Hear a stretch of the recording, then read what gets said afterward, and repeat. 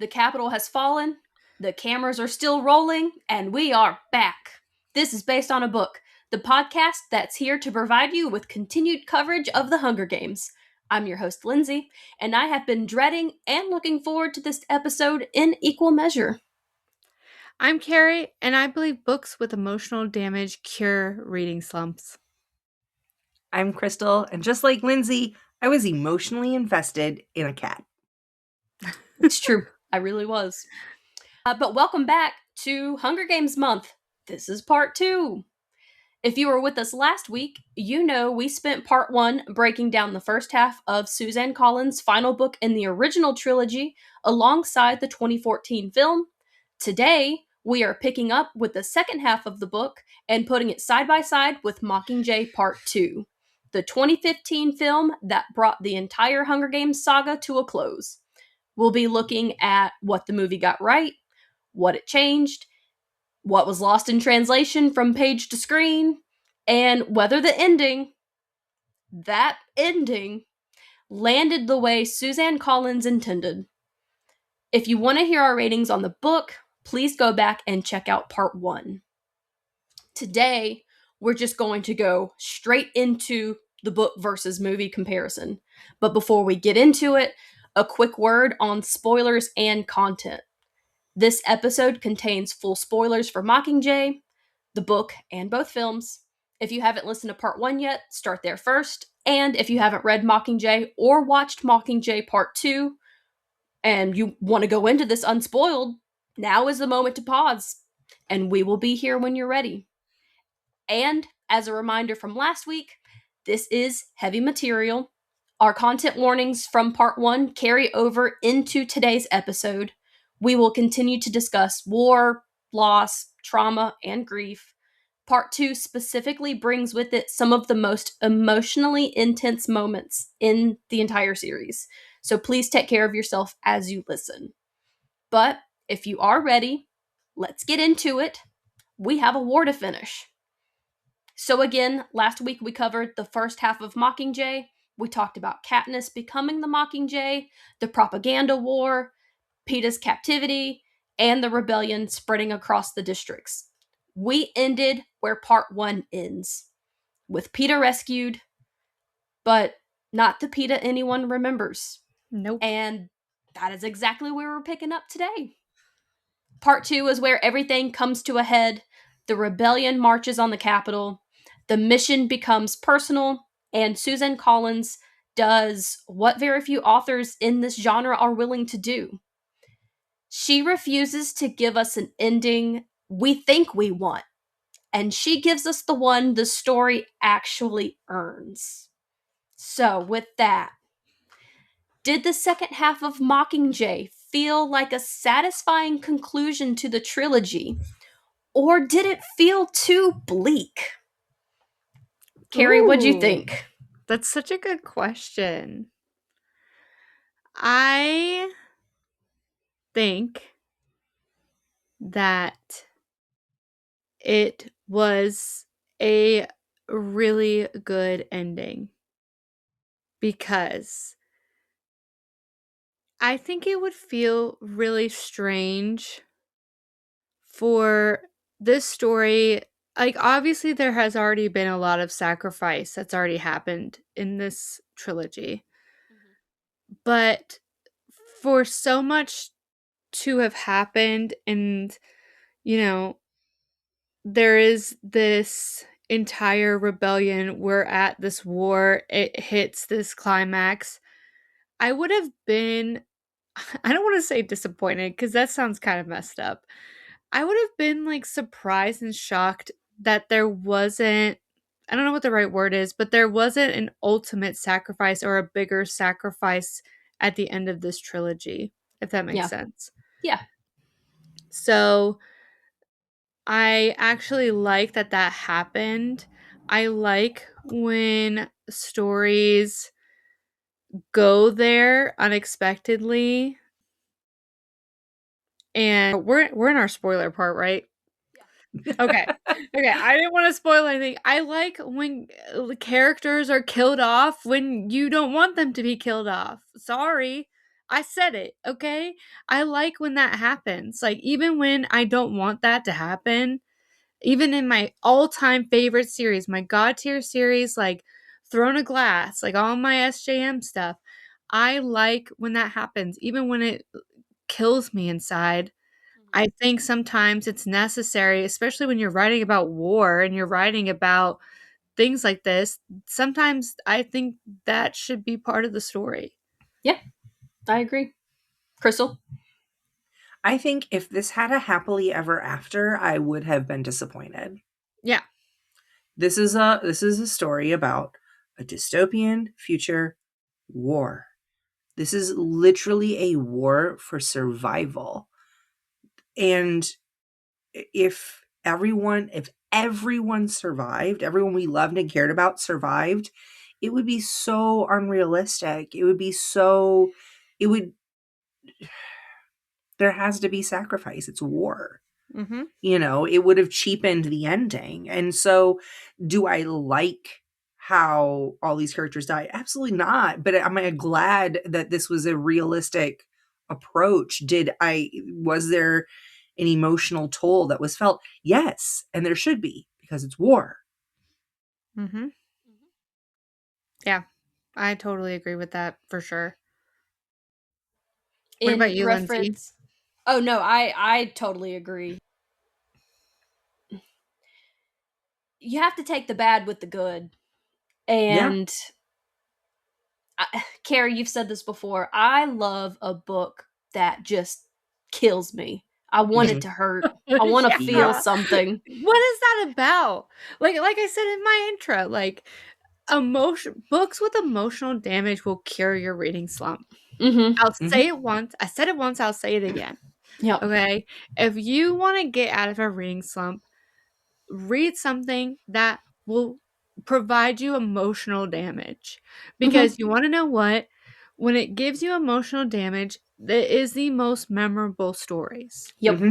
If it has the most emotional impact, you will remember that longer, in my opinion. And it will have this effect on you. And because it has such an effect on you, it has a lasting impact. Mm-hmm. And that makes a good story. And it'll get you out of that reading slump. I already forgot what happened in 50 Shades of Grey. Sorry. Like, I don't remember anything that happened in that story because there's no emotional damage. There's no emotional impact there. Yeah. There's no emotional investment there. Exactly. Because I love a cozy mystery, a cozy fantasy. I love cozy books. But it's like you said, I don't remember half of them. Mm-hmm. They're good, quick reads to give me something to zone out to when life is heavy. But sometimes when you're in a slump, when you need to feel something, these books they're an emotional investment.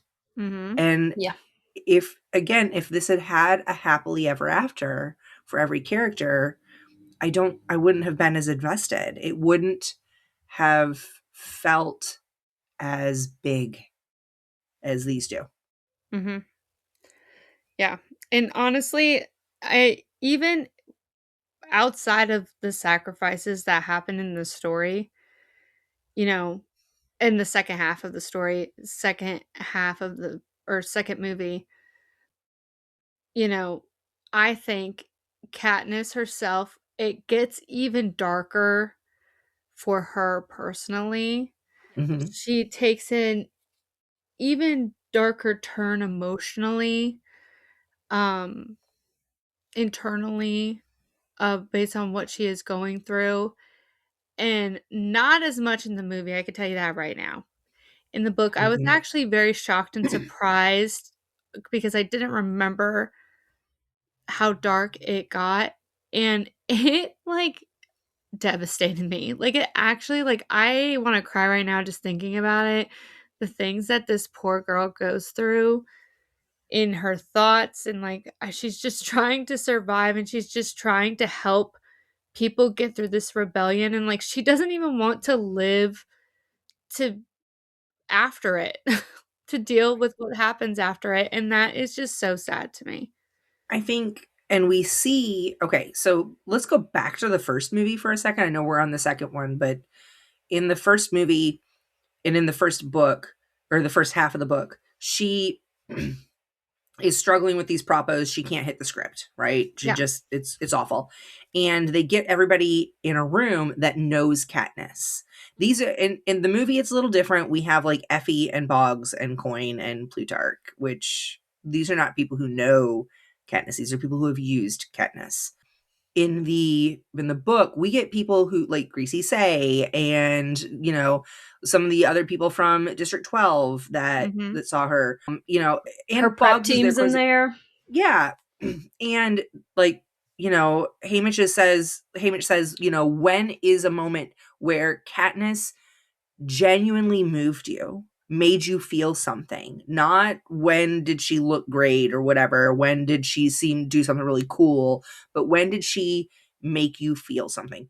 And everybody has something to say. And Katniss is like, oh, wait, did I really am doing something. I really, and what she struggles for a minute to understand why these people feel anything for her, because she's struggling so hard to recognize any sort of contribution that she has made, any sort of good that she's brought. Because all she can think about are the people that she's killed, the things that she's responsible for. And these people are pointing out that, like, you've done so much more than that. Yeah.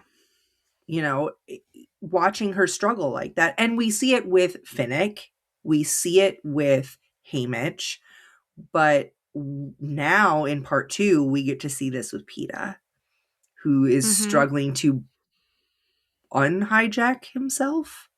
Yeah. Well, they're trying to re-hijack him.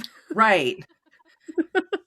To be back to Peeta himself. Jumpstart? Is a jumpstart the opposite of a hijack? Maybe. I don't know. Yeah, I don't know. Poor Peeta. I don't know. And watching all like the mental health struggles here, it's so dark. It's so heavy. And I feel like we get way more of that in the book than we do in the movie. 100%. The movie kind of glosses over it. They're like, oh yeah, Katniss is struggling. Finnick did struggle, but he's got his rope. He's fine. You know, like, it's very kind of surface level. In fact, we don't see Finnick struggle nearly as much. Like, Finnick's breaking. Like, he's broken. He's breaking. He is frayed edges. He's wandering sedated around right next to Katniss in the hospital. Yeah, and when he does get up, like, he's wandering around with no pants, you know. Like, he's not all there.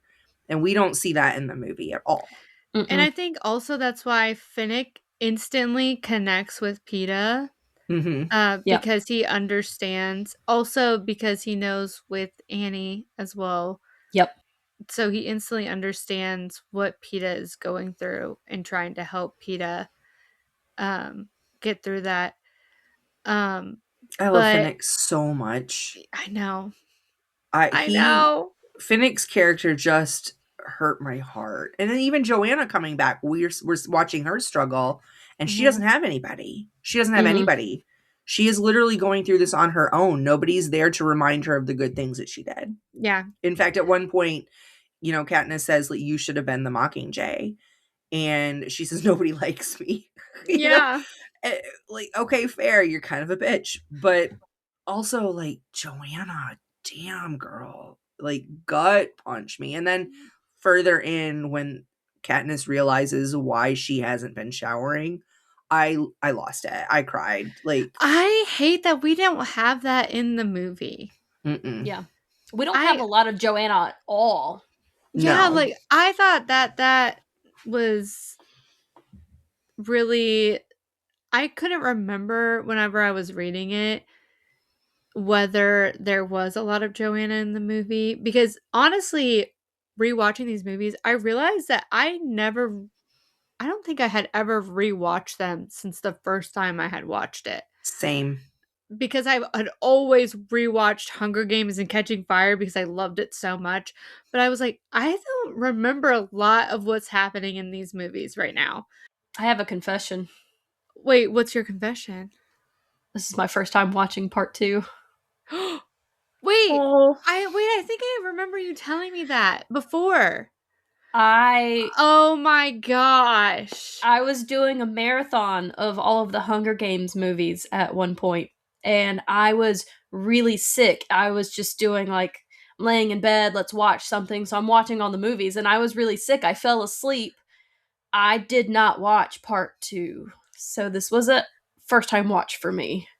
Oh my gosh. That is crazy.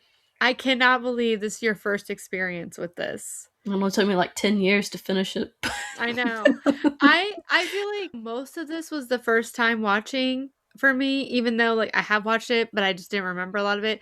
But I've seen so many freaking edits that a lot of the main, like the really good scenes, I have seen so many times because I've just watched so many freaking edits, Hunger Game edits. Yeah. Yeah. It's actually a crazy movie. Mm-hmm. Yeah. Like, it's actually pretty intense. Mm-hmm. In keeping with normal series finales, it's actually the lowest grossing film of the franchise. Yeah. Yeah.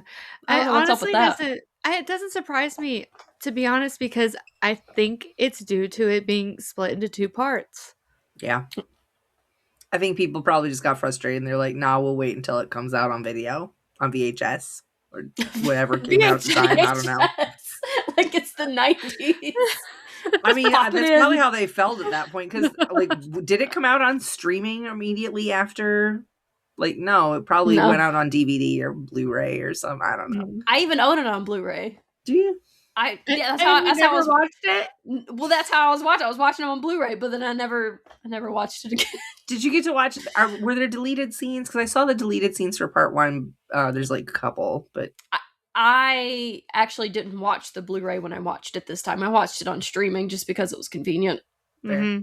So I have a couple of Blu-rays and a Blu-ray player, but I don't remember where I stashed my Blu-ray player because I can stream everything. So I have a PlayStation 5 that plays my Blu-rays, but it's just so much easier to stream it. Yeah, true. I'll have to look up any deleted scenes on there because I haven't seen them. I'm sure there are some. Oh yeah, for sure. For sure. I wonder if there's I wonder if there's any with Joanna Mason, because like Jenna Malone, right? That's the actress. Mm-hmm. I think she does an amazing job as Joanna too.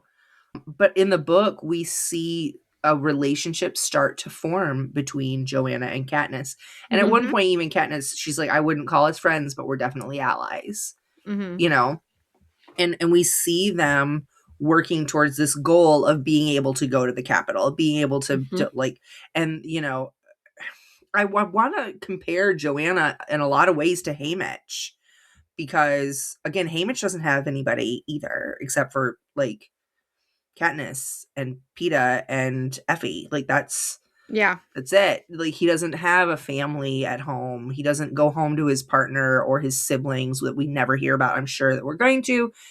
And, again, I'm scared about that in Sunrise. Sunrise on the Reaping. That's Haymitch's one, right? I get confused about which one is which. Ballad is Snow. Gotcha. Okay. Either way, I know we're going to learn more, I'm sure. But at the moment, Haymitch doesn't have anybody, and neither does Joanna. Haymitch turns to alcohol. Joanna's turning to the morphling. She didn't before, but now that she's been injured or whatever, she's like, they're slowly weaning me off, so I'm going to steal yours, Katniss. And Katniss doesn't argue.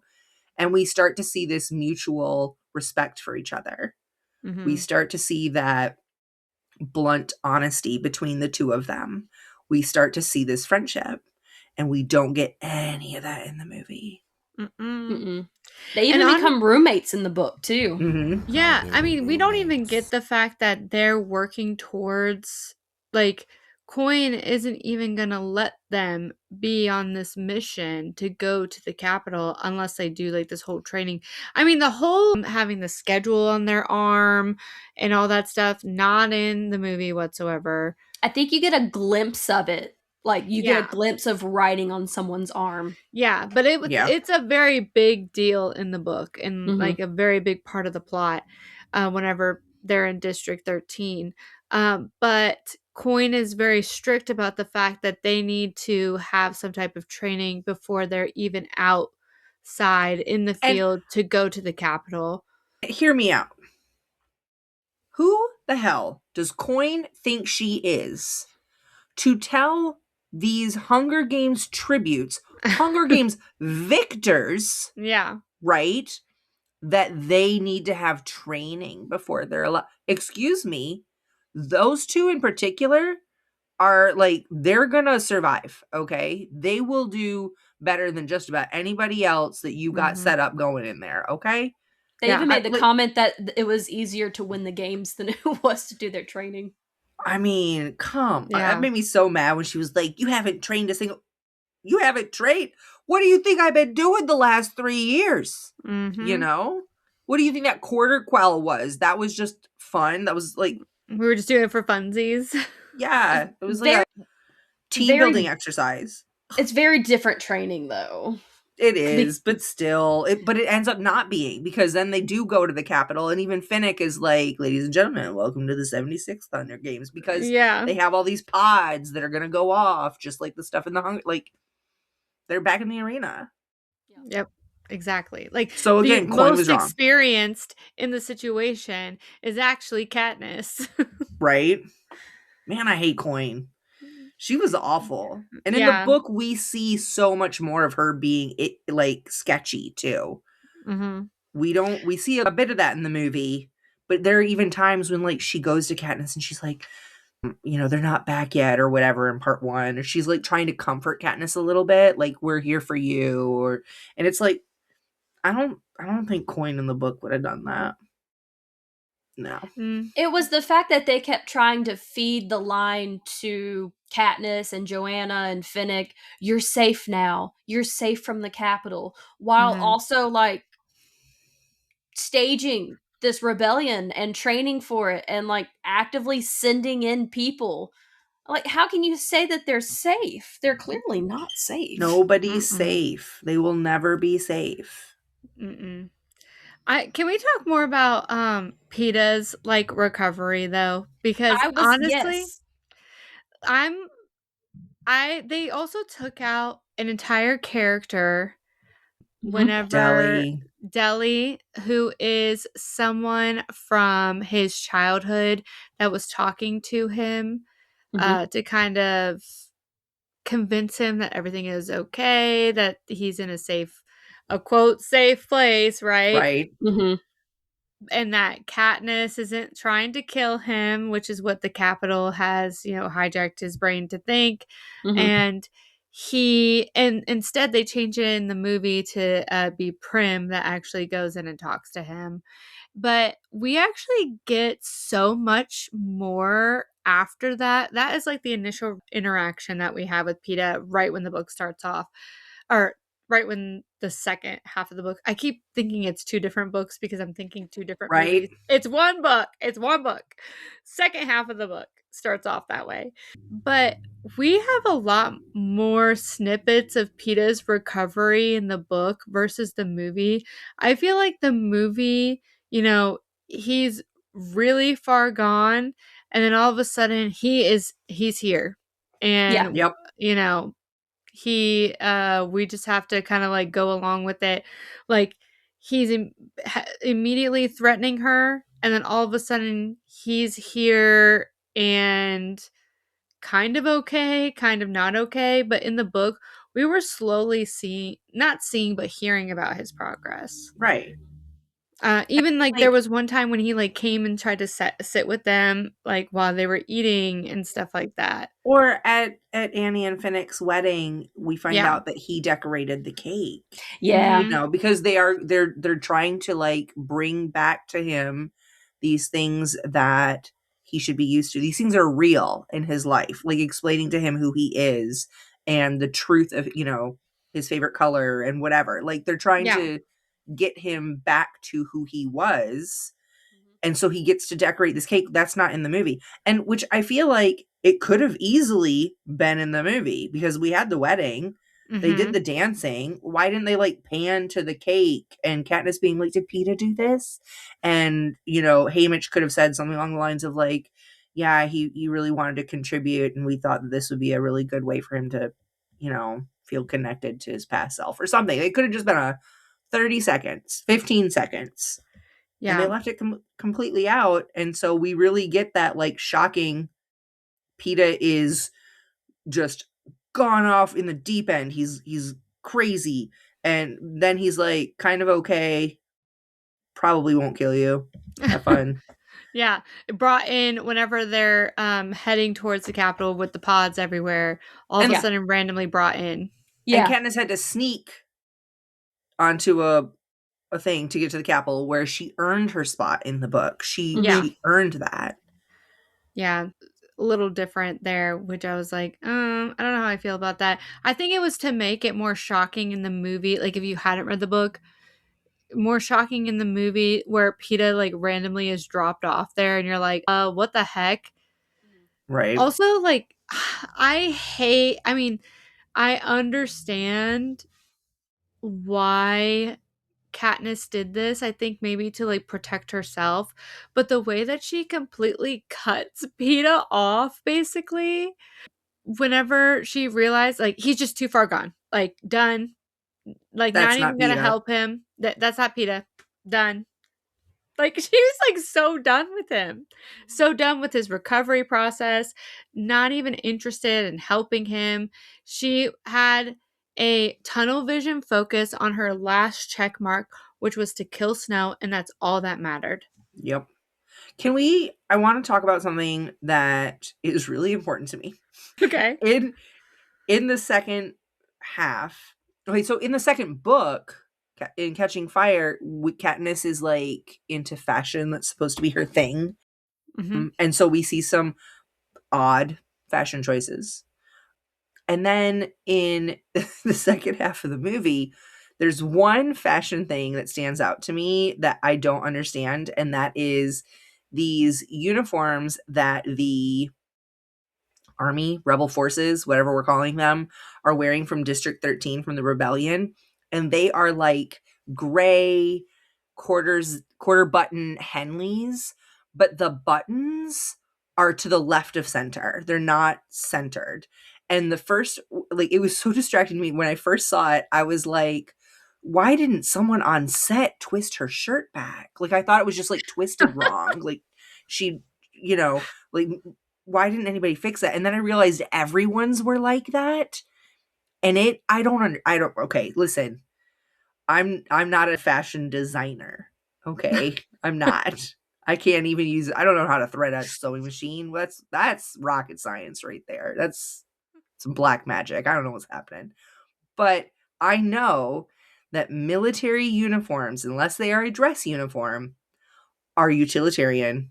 They are for a purpose. They're for a function, right? They're not designed to be interesting. They're not designed to be cute, fashionable, you know, avant-garde, none of this crap. So why were the buttons left of center? It's got me messed up. I have been thinking about this for 3 days. Why? And it reminds me of like in Battlestar Galactica, they did like these weird racer back, but they were racer front shirts. Mm-hmm. Which made no sense because the racer back is to allow for movement of your shoulder blade, right? So why the military would wear racer front? Nothing's moving there. It doesn't matter. So now I'm over here like, why were the buttons left of center? Because like, was there like a pocket somewhere? Is there like, I don't know. I'm so messed up about this. And Cinna's not like alive, so we can't blame him.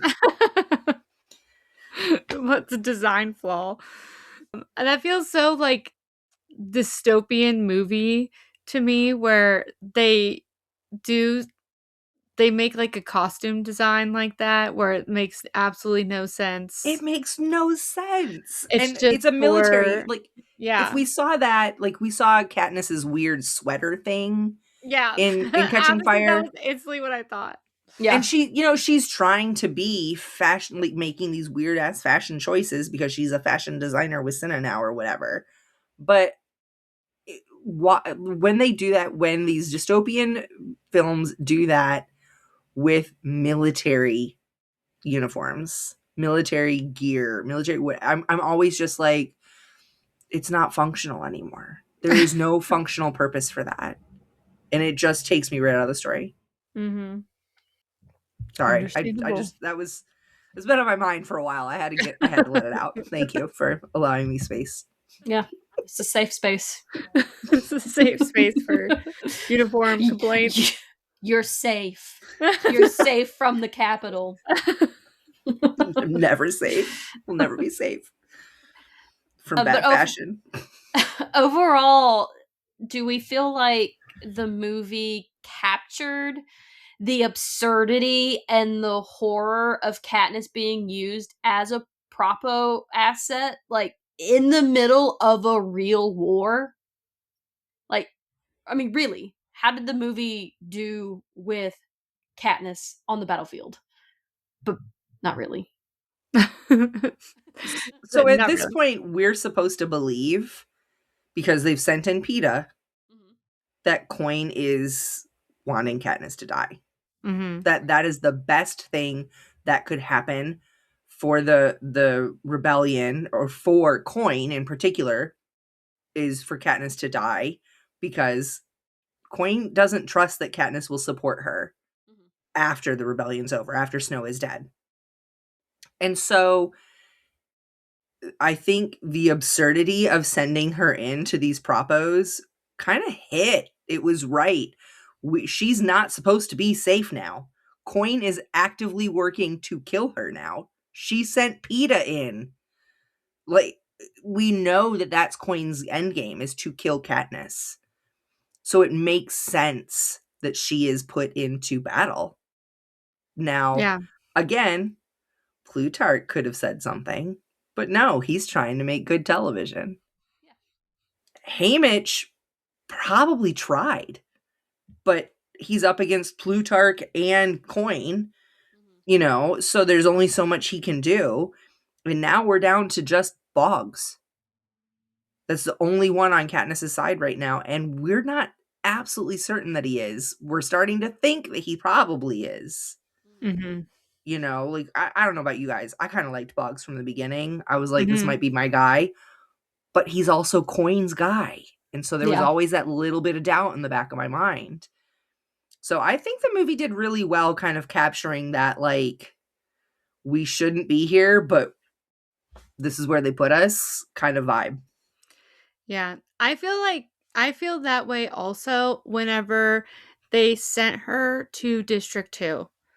Whenever they sent her to, they said that they had to take over District 2 in order to finally go to the Capitol. That was like their final piece to get to that point.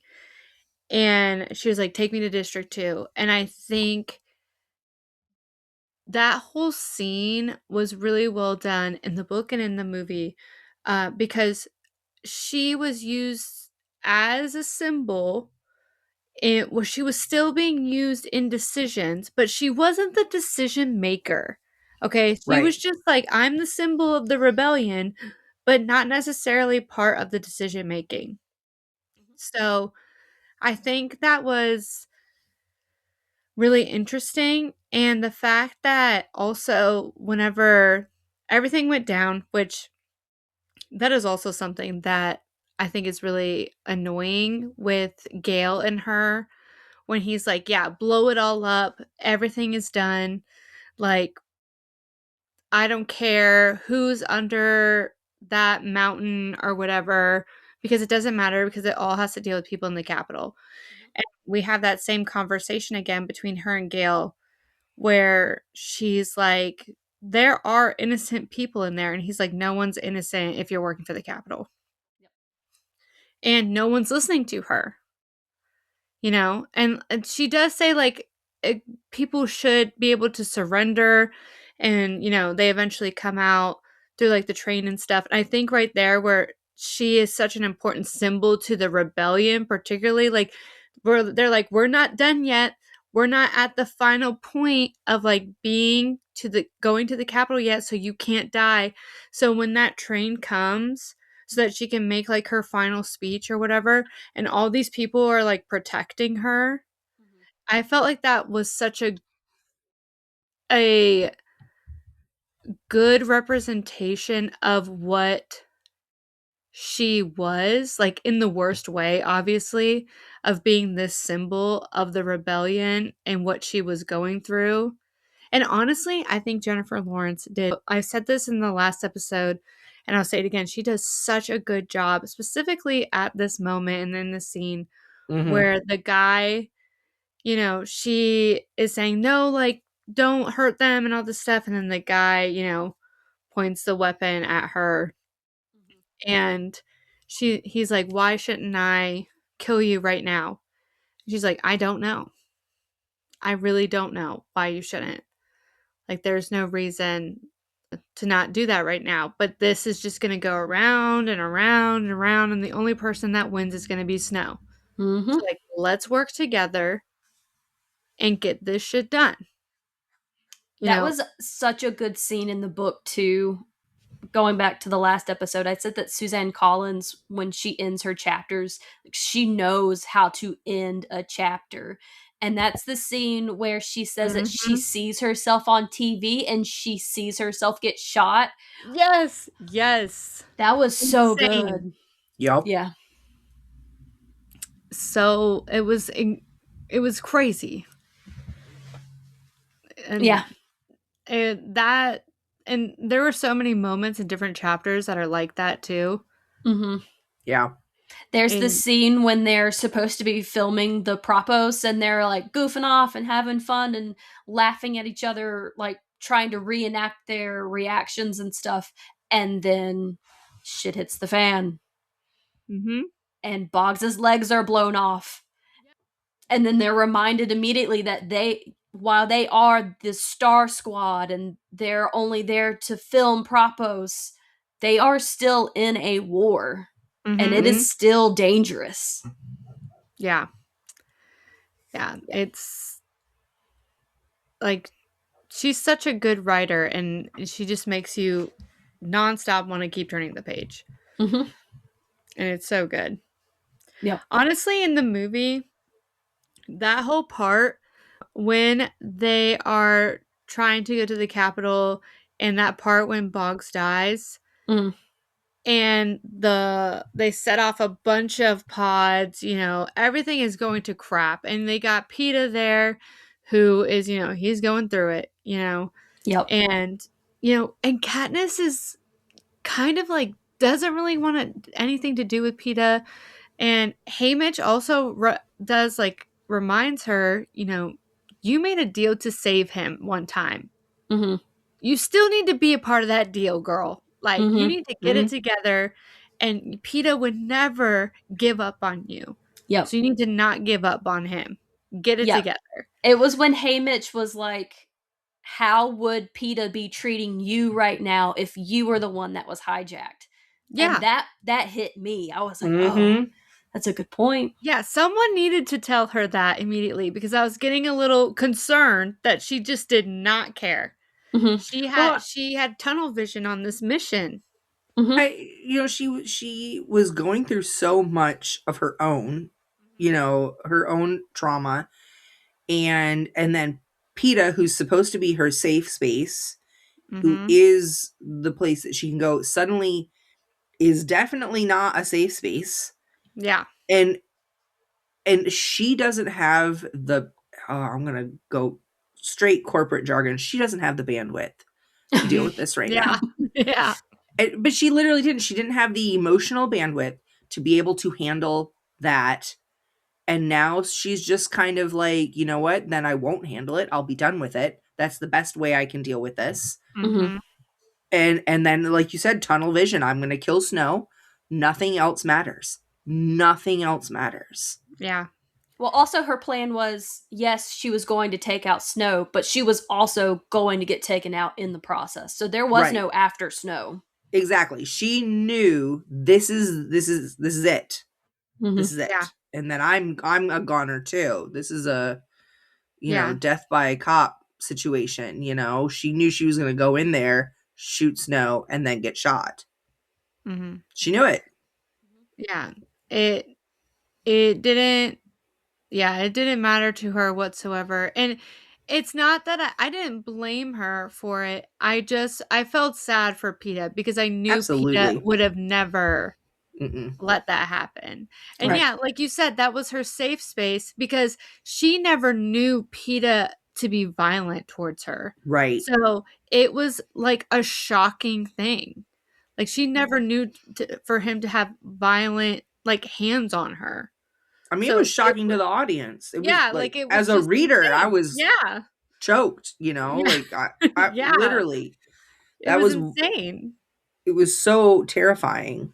And then when everything is going to crap and all the pods are going off, we got with the oil like coming in and all this stuff. People are dying. Part of your team has just died. PETA's triggered. PETA's triggered and attempts to kill. Everything's gone to shit. And now you got PETA trying to kill you. Yep. When he does that, I literally lose it. Like, I'm like, what are you doing? We are barely surviving, and you just threw me to the ground. Mm-hmm. And he's like throwing people like into the oil, and they're dying. And freaking Finnick has to like grab him by the back of the neck practically and drag him away to make him stop. Mm-hmm. Yeah, it's just insane. That scene, I like that scene a lot in the movie. I think it's really well done. I really liked that scene too. It's I also pure chaos. Yeah. I also want to talk specifically about the whole sewer sequence. Oh my gosh. Yeah. Honestly, okay, this was it was genuinely terrifying. Okay, yes. Yeah, it was actually very scary, and the movie made it feel like a horror movie. Mm-hmm. I mean, it was. It was. Yeah. And they're in the capital, like from Warzone, right? Yeah. Mm-hmm. For what in the book feels like 10 business days. Mm-hmm. Right. They're there forever. In the movie, they make it feel like they're there for like 2 days. Yeah. They make it feel like this is moving fast. Mm-hmm. Right? But they're down in these like sewers, the like Capitol Underground, for like 3 days in the book. They like have to take turns on watch to sleep, and like poor Pollux, who's legitimately one of my favorite side characters, is terrified to be down there, but doing this again for the sake of the mission, for the sake of the rebellion, because he believes in the Mockingjay, and he's leading them through this underground, struggling with his own past trauma. Mm-hmm. And then his brother dies. Oh my gosh. I was and then like the horror movie starts. Like, yeah. I was dreaming about those mutts. It was so suspenseful. Yeah. Like literally so suspenseful to the point where I was like, can they just pop out already? Like, oh my gosh, like I'm terrified. Yeah, and jump scares are the build up to that jump scare. I know, that was bad. That was really bad. That was actually like a 3-hour build up. It was just forever. The music is the sound, the trickle of the water, the flashlights going.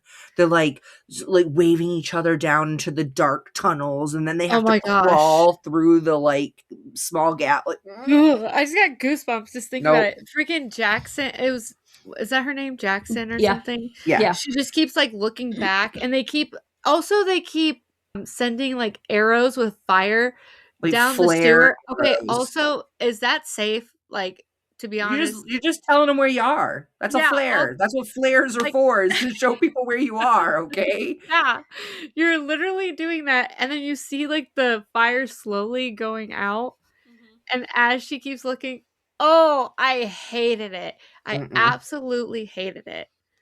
The relief. Don't Honestly, ever do that again. When they finally jumped out, like the relief I felt, because like at least I didn't have to deal with that tension anymore. Oh my god. Yeah. That was insane. Because also when it started, like the whispering of Katniss's name, and then Yeah. Peeta knows it too because he. Well, also I was trying to understand how Peeta knows. Like, is it because he has the same like stuff in him that what they're made of? Well, okay. Remember in the book though, they gave him the Tracker Jacker venom Yes. to convince him that Katniss was a mutt. Yes. So he must have been exposed to images of Katniss and mutts in order to confuse Okay. those. That's how I think of it. That's my Okay. headcanon. Yeah, that makes sense. I was trying to I'm like, how does he know that that's what they're doing? Like, how can he sense that? I mean, That's what I I was don't trying know, to but if figure I out. were in a dark underground sewer and somebody was half whispering, half hissing my name, I would know it was Oh, bad. I would yeah. know it was bad. I Yeah, I wouldn't literally need have any sort of chills. capital, manipulation or torture to tell me that I'm not in a safe spot. I hated that so much. And then we have friggin' Finnick. Oh god. Oh my god. Yeah, Here's the thing. this is where I put the book down and walked away. He had to go. He was too good. Mhm. Also, we're still in the Hunger Games. Mhm. And he was a tribute. He wasn't gonna survive. That was Yeah. it. Katniss and Peeta were the only ones that were gonna survive. They were in the arena. Katniss and Peeta are the only ones that survive. And the fact That's why that I'm so glad that Joanna didn't go. yeah. Yeah. And Snow was manipulating them in the sense of putting their faces up on the TV screen like it was the canon Mm-hmm. and all that Mm-hmm. stuff, like they had died. Yep. It Yep. was really messed up. But you wanna know what? It like, obviously messed up overall, but this is a fictional story. Suzanne Collins wrote this story. I think this is very clever. I think it's a clever way to still incorporate a quote other games, but in a different way without being repetitive. Exactly. Yep. So I think it's actually really well done and really good. Where it's Do you like we're think the not movie getting the did just same as game. well as the book? No. No, the book is way better. The book is way better. Sorry, the book is better. I don't think the movie was bad. I liked it. I'm glad I watched it. But the book is just Yeah. So much better. Far and away. Honestly, after Finnick's death, that whole sequence, I will say after that entire sequence of them running and it just is so chaotic and all these people are also like dying with like the lights coming down. It's like practically like disintegrating these people and Peeta and Katniss are running and they have that moment where she's like, "Stay with me always." Oh Yeah. my god, I love that scene. I have to say, in the movie, I hate that she kissed him right then. I don't remember if she did in the book or not, but I feel like she didn't. I gotta see. I feel like don't get me wrong, I'm not mad about it, but I just feel like it kind of cheapened the moment. Katniss and Peeta didn't have to have a kiss to convince each other that they cared for each other. They kissed each other to convince Panem that they cared about each other, right? Well, Peeta kissed Katniss because he loved her. Well, yeah, but I mean, She like does kiss in him. previous, She does kiss him. I kind of wish she hadn't, because I just feel like it was like they usually when shit's hitting the fan like this, they kiss in the arena in order to get sponsors. They kiss in order to, you know what I mean, like in Hunger Games, in Catching Fire. And so it was a tool to manipulate other people, not each other. Yeah. And I feel like it was, I don't know, and she does the same thing to like to Gale. Gale points it out to her. He's like, I knew you were going to do that because I'm hurting. Yeah. You You know, like, always kiss me when I'm in pain, or like when you know I'm in yeah, pain. like she doesn't kiss people because she loves them, Mm-hmm. you know? And so it just felt weird in that moment Yeah. to me. Well, this is That was- opinion. This is just my opinion, but maybe she kissed him in front of Gale to prove that it was real. Like, this is real. This is happening. You are here. Because they were playing the real, not real game. Mm-hmm. And maybe that was just to help Bring him back. bring him back. Maybe. This is real. Yeah, maybe. Yeah. Maybe. Yeah. And honestly, after that whole thing goes down, they have PETA and Gail have this like conversation. I think while she's like asleep or something, or maybe she's like just She's sitting off to the pretending side. to be asleep. Yeah. Mm-hmm. And I don't know if PETA or Gail say this, but they're kind of like saying the same thing where they're like, Katniss would pick whoever she can't live without. And Katniss was like, I'll live without both of you, okay? Like, I don't need either of you. You know, that honestly made me annoyed. Like, you know what? Shut up. And I think it was Gail who said that. And Gail always annoys me because he sits here and he acts like everything will be going to crap, right? And for some reason, he's over here like, oh, you like Finnick or something like that. Like she'll be like around Finnick or something. And he comes over and is like upset about her being around Finnick or is like jealous. Like things will be going to crap. And for some reason, this is what you're talking about.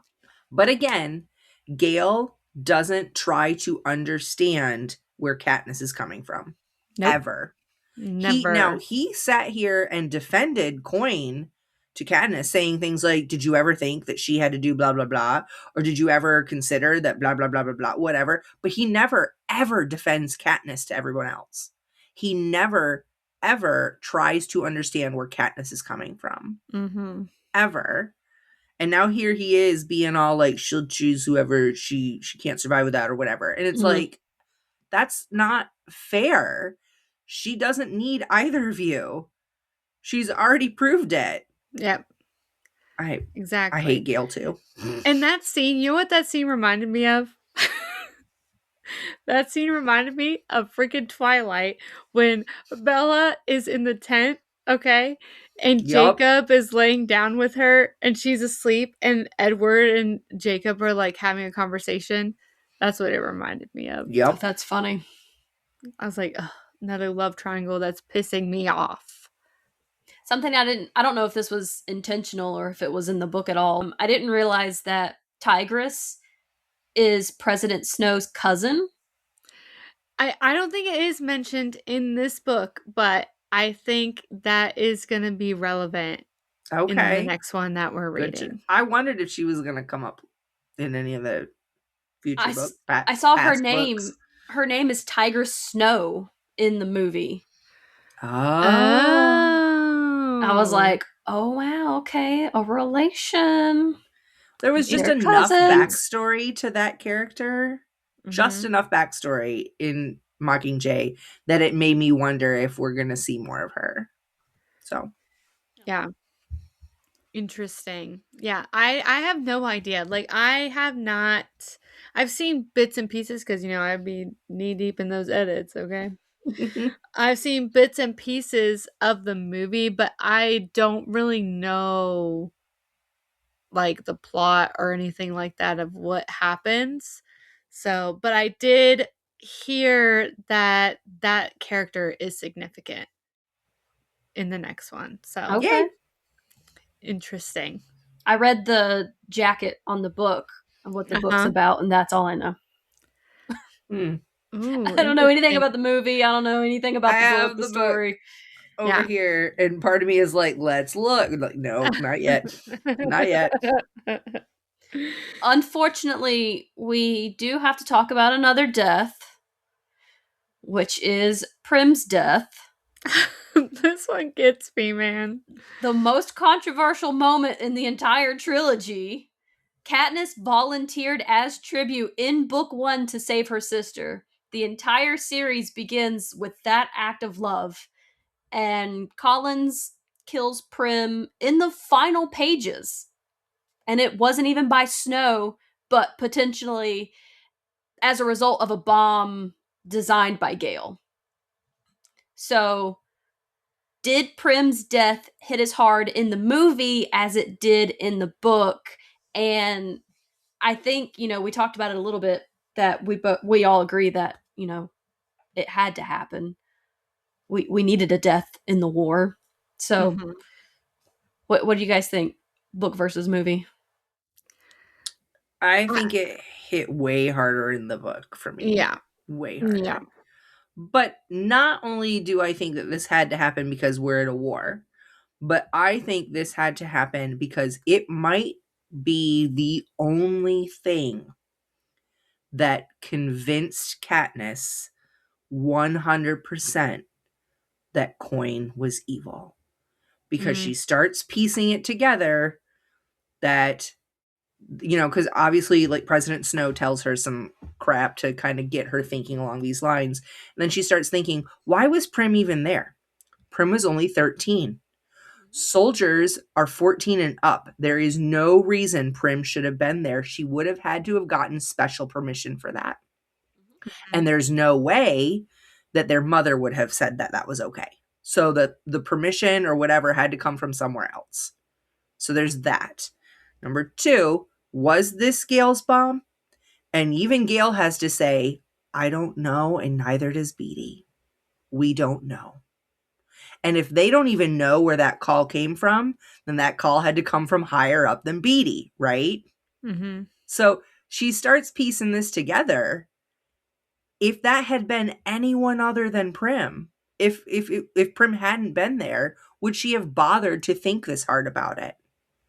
Would, you know what I mean? It had to be Prim. Had to be. Yeah, I totally agree. Also, I think it hits harder in the book, in my opinion, not only because of what happened, but because of Katniss's following actions after that. I think is way different in the book versus the movie. It's much darker in the book.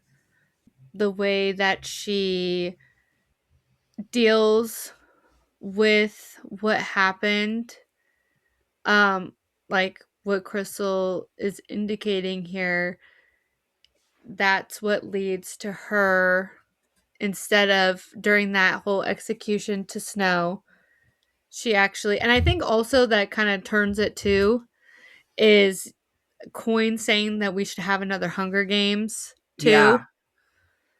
For the Capitol's children. And so, and I think something I also really love, I'm kind of sidetracking a little bit. Whenever they do the vote for that, she says yes, and Haymitch is looking at her. Like, Katniss is like, yeah, for Prim. And Haymitch is looking at her for so long. And then he's like, I'm with the Mockingjay. Like, I like the line in the book for this. I'm with her. Katniss's thought is, this is when we really test how close Haymitch and I really are. Yes. Yep. Yeah, it's so good. And then she eventually kills Coin instead of Snow, and she just lets the people do whatever they want. And I think Haymitch knew it. Haymitch, because the minute she said for Prim, I think Haymitch was like, that's my message. She's telling me something.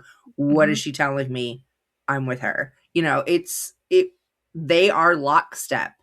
It's just like the way they think, the way their brains work is so in sync. And I just love that. Yeah. Yeah. I think it's so good. And then after that, she has like the nightlock pill on her person. And so she tries to instantly take that because she's like, done. I'm done. I'm ready to go. They're going to kill me anyways. Yeah, they're going to kill me anyways because I just killed who's going to be the next. And also Coin was like, we're not going to have like an election because, everyone's too unstable to do that. So I'm going to be here and, for whatever time being. And she's like, Katniss like, absolutely not. Goodbye. Pretty much. And so she thinks she's going to be killed immediately. So she tries to take the nightlock. And in the book, she says Peeta like puts his hand like in her mouth to stop her from taking it. I thought he just like put it over the pouch, yeah. and but then she bit it. Yeah, but she bit it. In the book, it read she bit flesh. I was like, what? She bite her shoulder? I was really confused for a second. Yeah. Me too. I was like, damn, she went hard for that nightlock pill. Yeah. She like bit his hand, and he like stopped her, and I feel like that was also a huge moment where also for Peeta too, where we're like, okay, Peeta's not as far gone as we originally thought. Yep. But then after that, like I said, a huge difference between the book and the movie is like she is actively trying to do everything in her power to end her life. Yeah. She's hunger striking. She's refusing to eat, to bathe, to talk to anyone, whatever. And in the movie, it's literally like 2 hours goes by and Haymitch comes to get her. Yep. Like she hasn't even changed clothes. But in the book, she's there for like weeks. Yeah. Yeah. And also whenever she is sitting there like waiting for what they're going to say, they have Haymitch comes in and he reads like a letter from Plutarch. That was actually supposed to be a scene with Philip Seymour Hoffman, but obviously they didn't, because he did most of his scenes already for both part 1 and part 2, but he had died during that whole filming process, and they had to read like a letter instead. I was sad. I think there were literally 2 scenes that he didn't film before his passing, and that was one of them. Yeah. Whenever they started reading a letter, I was like, oh, I bet you this was one of those scenes that he was supposed to film.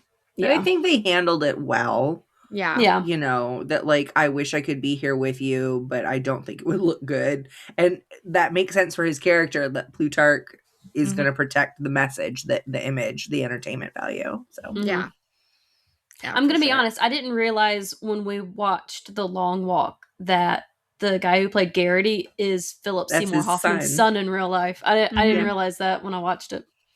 Yeah. I thought that was sweet. Yeah, that's cool. So, you guys, what's our final verdict on this last book and these 2 movies? Which do you prefer? Okay, sorry, Crystal. Book. Definitely the book. Okay, so can I say one more thing? Now that I've talked for way too long, I have to say one more thing. I have to talk about the epilogue, okay? I feel like this epilogue is super important. I really have to talk about it. Because there is like, it's not a happily ever after, but there is this moment of peace in the story. And I want to say something because I usually don't like I don't love like this epilogue where it's like, then they have kids and they live happily ever after kind of thing. But I want to say something that there's like a bigger, really good message in this epilogue that I really grasped this time because I read them and, you know, we've done a deep dive on these so much, is that I remember in the first book in Hunger Games where Katniss says that she would never have kids because of how unsafe it is and how she was talking to Gale. She would never do that. It's not safe. And that's why she didn't want them. And I think that with this epilogue, it was like Suzanne Collins doing the show instead of telling us that we did this, like all these things happened that helped Panem like recover from this entire situation.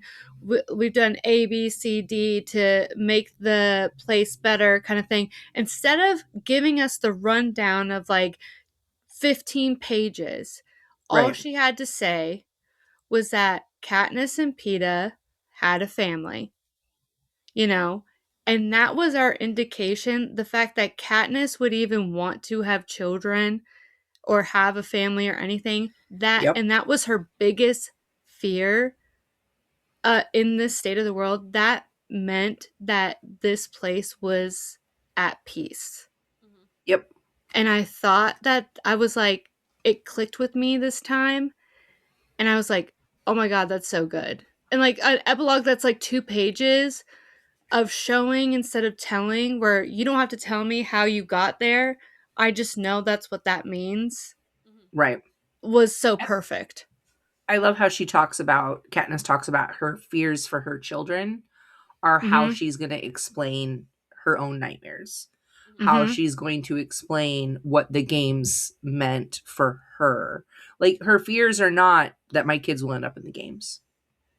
Yeah. Her fears are not that they might have too many entries because we were hungry. You know, they had to take extra. Right. You know, just that changed. My fears are how I'm going to explain this one day. Yeah. That was just a really beautiful way, like you said, of showing, not telling. Yeah, definitely. And it wasn't immediate that they had kids. They explained it took 20 years for Peeta to convince Katniss that they were safe and that they could have children. Yeah. Can we talk? I want to talk. We skipped over it. It's my turn to be like, can I say one more thing? The stupid cat. The stupid cat, when they're back in District 12 and Katniss is home. I sobbed. And oh my God. Katniss was losing it and I was losing it. Katniss broke down. I broke down. I had to pause the movie. I cried in the book. I had to stop reading and let myself feel my feels. And I had to do the same thing in the movie all over again. And my son comes in the room and he goes, and Katniss is screaming at the cat, like, to go away. And my son comes in the room. He goes, she does not like that cat. I said, buddy, I think she actually really loves that cat. And then, of course, I had to pause it. He left the room. He was done with me. But man, that cat. That's all. That is so good. Oh wait, Lindsay, what did you say? Book versus movie? Which one for you? I'm going book. Okay. Yeah, absolutely book. As far as like the whole series goes, like, are you going book series or movie series overall? I mean, I have to go book series. I'm sorry. Even though this movie series is so good, like, yes. I have to say that it is a movie series where if it's on TV, I'm watching it. Sometimes, like, this is like a sick day series for me. Yeah. Where I'm sick, I want to binge a series. It's going to be Hunger Games. You know, I think they're so entertaining to watch. They have like a good, like, emotional payoff on them. Plutarch would be proud. Yeah. Like, I just really like them. I really enjoyed them a lot. But I will say the books are better because there's just a lot more emotional depth there. A lot more detail behind the character's journey in overall. And I recommend, if you've read it a long time ago, you should reread it. Yeah, now's the time for a reread. Absolutely. Yeah, for sure. Crystal? Same, 100%. Exactly what Gary said. Okay. Yeah. What about you, Lindsay? Yeah, I mean, like Keri said before, this is a God tier series. I have to go books on this. Yeah. And they were all rereads for me, but I didn't remember a lot, so it was like reading it for the first time again. And this series is just, it's untouchable. Like, this is perfection. Yeah. That's literally how I feel. For sure. But for our question of the episode, I do have a bit of a heavier question. It is something that we've discussed before, but was Katniss Everdeen a hero, a symbol, or a victim? And I'm going to start with Crystal on this one. I think she was all three, and that is why this is a God tier series. Yeah. Okay. Yeah. I feel Keri. that. I think she was a hero in some senses of the story. I do think there are other heroes that were more significant in the story, like to the rebellion as a whole, you know? But I think she is the main thing. She is the victim of the consequences that comes with being a symbol, if that Yep. makes sense. Yeah. I think I agree with Crystal on this one. I think she is a bit of all three. Mhm. I think she starts out as a hero, but Mockingjay spends the entire story basically dismantling that. Mhm. She never Yeah. wanted to be the Mockingjay. She never wanted to lead a revolution, but she wanted to protect her sister. And then you get Mockingjay, and then she couldn't even protect her sister. Mm-hmm. Mm. So I feel like in Mockingjay, it's showing us what it costs to be a symbol of a revolution. And everyone is pointing a camera at Katniss and deciding what she means. And she has almost no say in any of it. Like it's exploitation, basically. Yep. Yeah. And then by the Absolutely. end of the story, you know, she has her trauma, the loss, and the grief. It was just so much for her to survive. So yeah, I think she's a hero, a symbol, and a victim. That's so true. That's tough. Mm. Katniss! Love you, girl. And with that, that's a wrap on Mockingjay Part 2. Oh my gosh, and we're about to get into new material. Uh-huh. I'm so excited. New Yep. material. I'm terrified. The war is over, the cameras are off, and honestly, we need a minute. Yep. But Yeah. we are not done with Panem just yet. We still have the Ballad of Songbirds and Snakes coming up, and then the episode you have been asking for, Sunrise on the Reaping, where we will be diving into the book and sharing our predictions for the film hitting theaters on November 20th. So stay subscribed because the revolution may be over, but Based on a Book is just getting started. Make sure you are following us on social media. We want to hear your thoughts on Mockingjay, your feelings about the ending, and whether you think the films did the book justice. Come find us and let's keep the conversation going.